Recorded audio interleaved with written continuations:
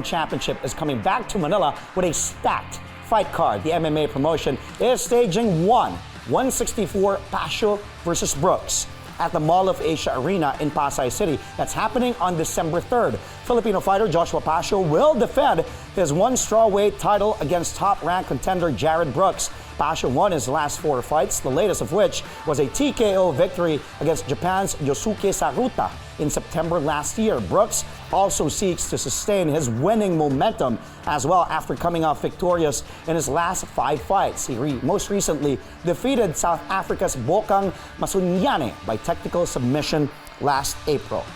Now joining us to go all out on this story and more, we have the founder, chairman, and CEO of One Championship, one and only, Mr. Chatri Sityodtong, joining us live from Singapore. Sir, welcome back to the show. How are you? Thank you again for being here on CNN Philippines, Sir Chatri. Thank you so much for having me. You know, I am so fired up. We haven't been to the Philippines in a few years due to COVID, and we've come back with a spectacular card. Essentially, the theme is Philippines versus the world. We have Team Lakay showing up, but I also want to say we have 2 heavyweight KO artists that the Filipino fans are going to love. I'll make the announcement right here. Right now? It's going to be Brandon Vera. Oh, right away. Okay. So wait, you're making the big announcement right now? You can't wait? You can't? Okay. Do you want to make the announcement? Although you did mention his name already. Okay, go sip that coffee or tea first.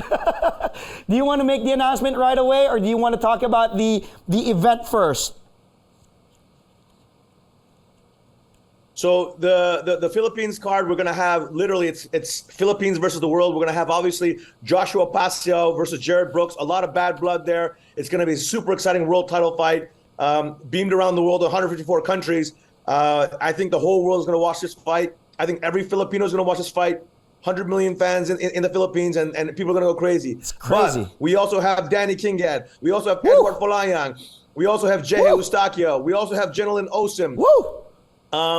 So we're bringing out all the guns, the big guns from Philippines, you know, and it's literally going to be Philippines against the world. It's going to be an incredibly stacked card. Of course, it's going to be also a very fascinating one for Philippines because it's going to be a double header. In the same day, you're going to have a morning show beamed live on Amazon Prime to America, and in the same day, a night show beamed around the world. So the Filipino fans are in for a massive treat. It's an all-day festival, all-day fiesta. You know, martial arts actions, the very, very best in the world. Yes, sir. You know what, Chatri? You're having me and the rest of the Filipino fighting fans salivating right now, just really craving for this fight to happen tomorrow right away. That Joshua Pacio and Jared Brooks, they will headline 164. The one strawweight title is at stake. What can we all expect from this Pacio-Brooks showdown, Chatri? I think it's going to end in a finish. I see Pacio winning by KO early, or I see Jared Brooks winning by TKO later. I think it's going to be a classic striker versus grappler matchup. Obviously, Jared Brooks, a highly decorated American wrestler. He's been using his wrestling to dominate everyone. But Joshua is a phenomenal athlete, you know? He adapts very well. And as you have seen his previous title defenses, like against Yosuke Saruta, who's also a phenomenal wrestler, he knocked him out. So, you know, Joshua is dangerous everywhere. Oh, he is. It's really going to be one great fight. We can't miss. We shouldn't miss Pacio and Brooks. But, okay, on to the announcement. You did mention his name already, and you got me really giggling like a little girl here when I heard his name. Make the announcement first here, if I'm not mistaken, on CNN Philippines, on Sports Desk, Chatri Sityodtong, chairman, founder, and CEO of One Championship. Take it away. Make the explosive announcement right away, sir. Go ahead. Yes, I'm announcing to the Filipino fans, we have arguably the greatest Filipino heavyweight in history, Brandon Vera, KO artist, versus KO artist, Amir Ali-Akbari, heavyweight.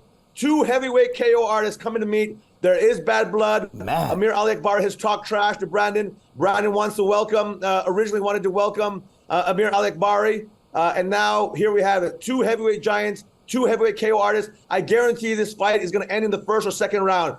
The Filipino fans have to come out and support their hometown hero, Brandon. He hasn't fought in a couple years because of COVID, but he's in the best shape of his life. He's he's actually the last couple of years, he had a baby, and I think he has a new motivation for fighting. But also his body is very well rested now. All the little nicks and injuries he's had in the past, he's fully recovered, and he has a big task on his hand. Amir Al-Akbari comes to bang. He's obviously a world championship wrestler, having won the world championship in wrestling. But he's also a dangerous KO striker. Heavyweight KO fight. This is something every Filipino fan is going to love. Wow. So this fight is already stacked. The card itself is already stacked, but having Brandon Vera now being part of the show, it gets really big and huge. How important is Brandon to this card? You did mention the most decorated Filipino fighter, and he, after not seeing him inside the ring for how many years because of COVID, he is back. Just how important is having Brandon on this show, sir? It's massive. Brandon is undoubtedly has the hearts and minds of every Filipino fan in the whole entire country and around the world, actually. He loves the Philippines. He represents the Philippines in such an incredible, honorable way. He's obviously a superstar, and he's not just the most decorated Filipino athlete in one, but I would argue he's the most decorated Filipino athlete in martial arts, full stop, ever. He's reached the pinnacle of the sport in one, and I think he's hungry to get his title back. But this is a very tough test. It's a very stiff test. I'm actually surprised. It just shows you how much courage, how much belief he has to accept this fight. After his last fight, he just comes in and Amir Al-Akbari is a very dangerous opponent. Oh, yeah. Got dynamite in his hand. Yeah, for sure. It's going to be a big one with Brandon Vera back, and it's going to be really huge and crazy. Hope we can get Brandon. We're trying to get him now, get him here on the show and speak to him and you. But I asked you about how significant Brandon is to the sport, but how about how important this fight is to Brandon after 3 years or so not, being in a fight? Like you said, he's in the best shape of his life, but how big is this fight, literally and figuratively, for Brandon Vera?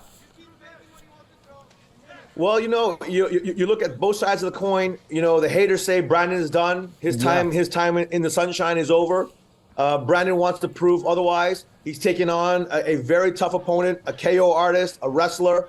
And if Brandon can come out shining, he's very much back into the title weight contention. So the stakes are very, very high. Of course, if he loses in spectacular fashion, then the question really is, have the best days of Brandon Vera gone by? That's the real question that we want to see right now. And Filipino fans are going to be rooting for him, no doubt. Sir, stay where you are. Let's take a quick break. You can sip that cup of coffee as well. I'll take a sip of mine out of my tea as well. And speaking of Brandon Vera, well, I was just told we will be having him after we take a really quick break and talk about his comeback fight in Manila. That's coming your way only here on Sports Says. Stay tuned to CNN Philippines. We'll be right back.